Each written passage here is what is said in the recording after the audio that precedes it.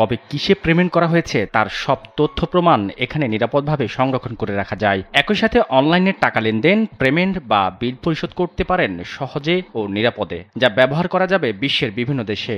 বর্তমানে এই Google pay service চালু রয়েছে বিশ্বের 94টি দেশে, তবে এবার আনুষ্ঠানিকভাবে চালু হয়েছে বাংলাদেশেও। সিটিব্যাংক গুগলের সঙ্গে অংশীদার হয়ে এই সেবা চালু করেছে। হিসেবে রয়েছে আন্তর্জাতিক কার্ড ব্র্যান্ড মাস্টার কার্ড ও ভিসা। বিশ্বমানের এই পেমেন্ট সেবা চালুর মধ্য দিয়ে বাংলাদেশে ডিজিটাল লেনদেনের নতুন যুগ সূচিত হলো।